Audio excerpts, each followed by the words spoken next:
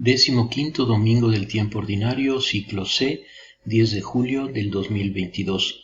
Lucas capítulo 10, versículos 25 al 37. En el primer punto meditamos.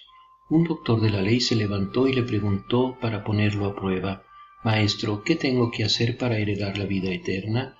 Jesús le preguntó a su vez: ¿Qué está escrito en la ley? ¿Qué lees en ella? Él le respondió: Amarás al Señor tu Dios con todo tu corazón, con toda tu alma, con todas tus fuerzas y con todo tu espíritu, y a tu prójimo como a ti mismo.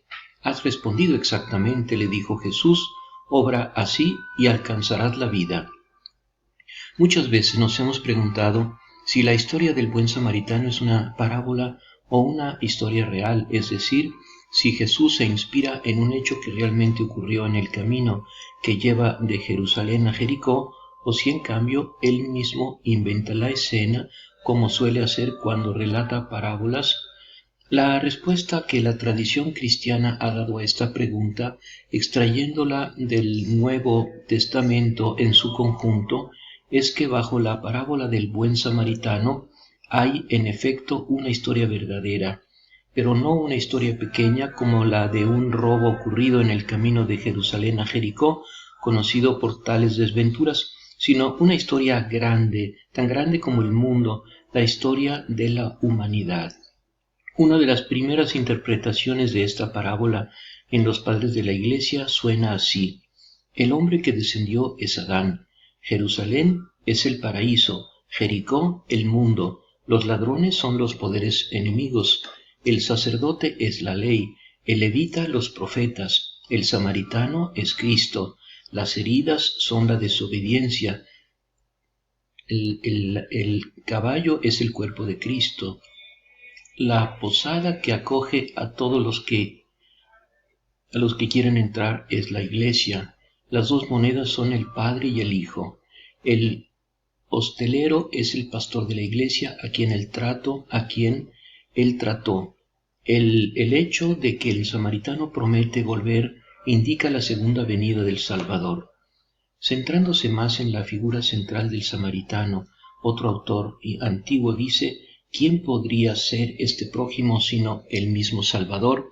¿Quién más que Él ha tenido piedad de nosotros que íbamos a ser asesinados por los gobernantes de este mundo, de tinieblas, con tantas heridas, miedos, pasiones, iras, dolores, engaños y placeres?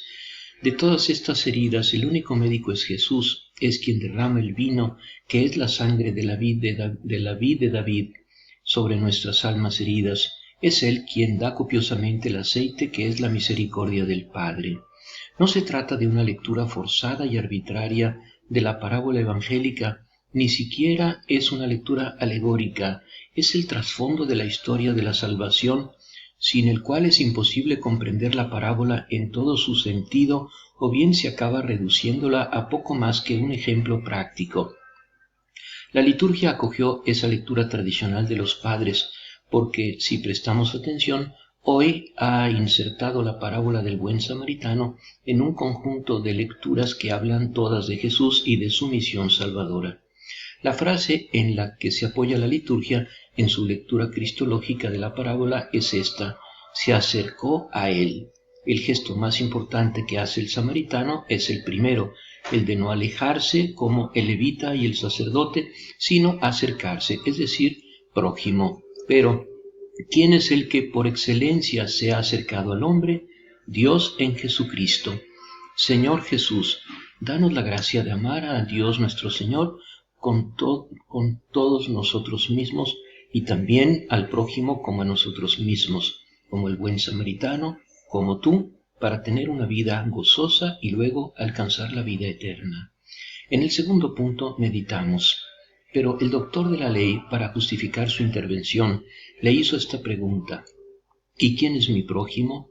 Jesús volvió a tomar la palabra y le respondió: un hombre bajaba de Jerusalén a Jericó y cayó en manos de unos ladrones que lo despojaron de todo, lo hirieron y se fueron, dejándolo medio muerto. Casualmente bajaba por el mismo camino un sacerdote, lo vio y siguió de largo. También pasó por allí un levita, lo vio y siguió su camino. Pero un samaritano que viajaba por allí, al pasar junto a él, lo vio y se conmovió. Entonces se acercó y vendó sus heridas, cubriéndolas con aceite y vino. Después lo puso sobre la propia montura, lo condujo a un albergue y se encargó de cuidarlo. Al día siguiente sacó 2 denarios y se los dio al dueño del albergue, diciéndole: «Cuídalo, y lo que gastes de más te lo pagaré al volver». La parábola del Evangelio termina con las palabras: «Ve y haz tú lo mismo». Ahora sabemos a quién se refiere este mandato, a quién debemos imitar, quién está detrás del samaritano anónimo. Amar al prójimo, haciéndose cercano a él, es consecuencia del hecho de que Dios nos amó y se hizo cercano a nosotros. El segundo mandamiento desciende del primero y no puede subsistir sin el primero. No tenemos que amar a nuestro prójimo porque Dios nos ama, sino porque Dios nos amó. Esta es una moral que se funda en la historia de la salvación. Ahora, pero no antes, es posible pasar a una lectura cercana de la parábola evangélica para aprender también de su sentido literal e inmediato. Los puntos en los que Jesús parece insistir en particular son 2: a quién acercarse, es decir, al prójimo; cómo acercarse, el problema que atormentaba al doctor de la ley cuando preguntaba «¿Y quién es mi prójimo?», era un problema muy preciso. En ese momento se discutía sobre quién había de ser considerado para un israelita su prójimo. El más generoso llegaba a comprender en la categoría de prójimo a todos los compatriotas y prosélitos.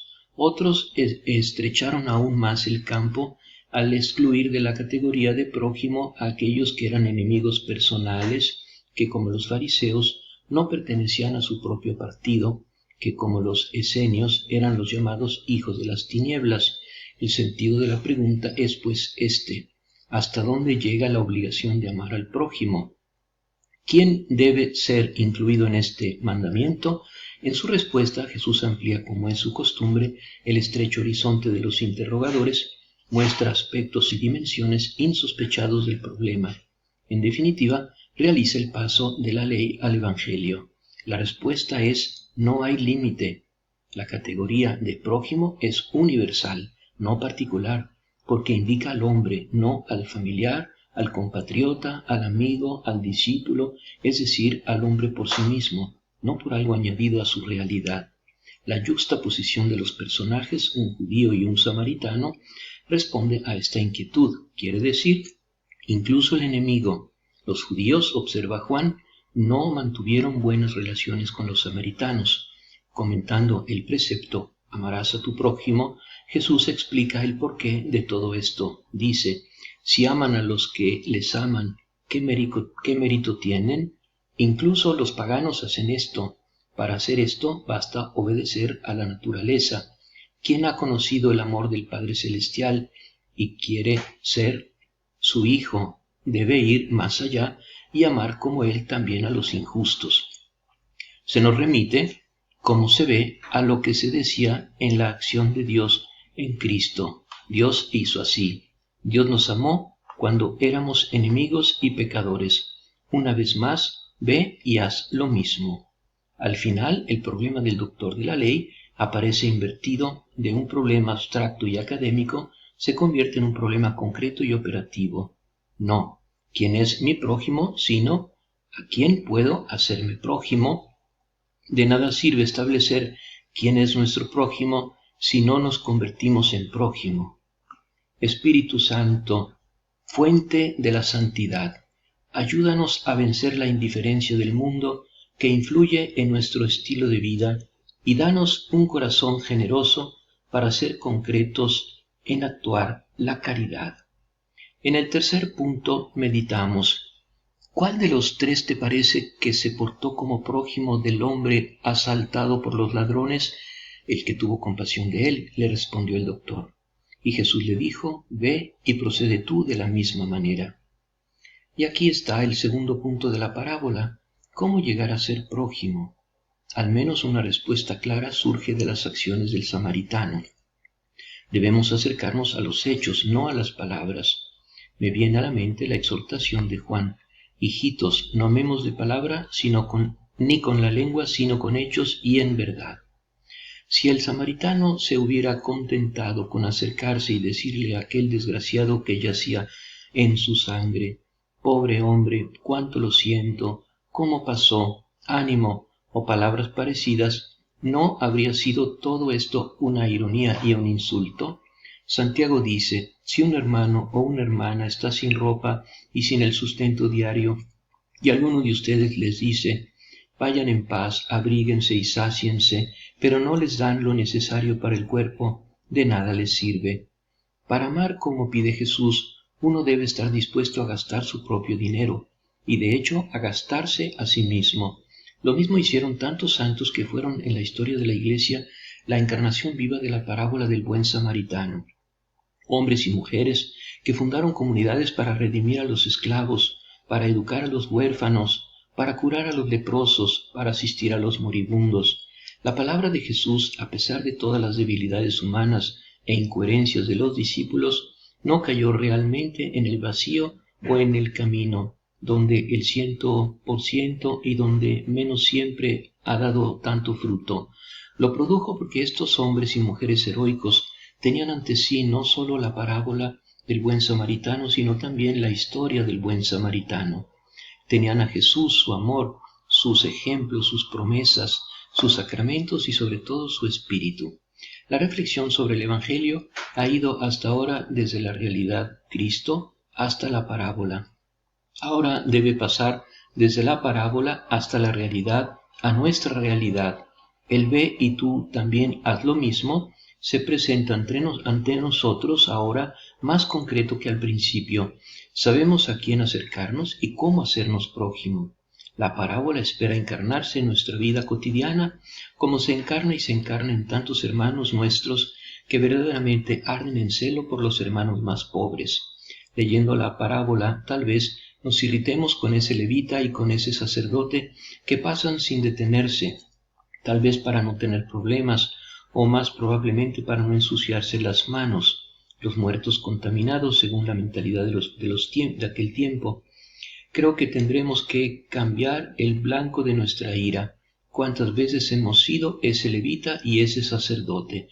¿Cuántos medio muertos nos hemos encontrado también en vida y seguimos de frente? Quizás también nosotros hemos tenido miedo de ensuciarnos las manos, de contaminarnos, sino físicamente, moralmente, para operar en ciertas situaciones ásperas de miseria donde se corren riesgos.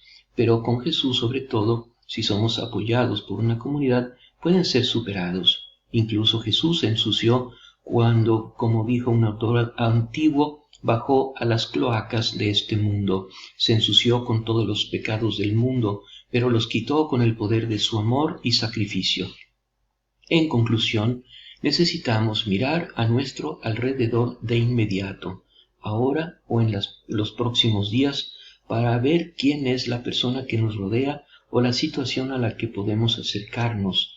Que el Señor quiera que no lleguemos a la próxima Eucaristía sin haber comenzado a hacer algo.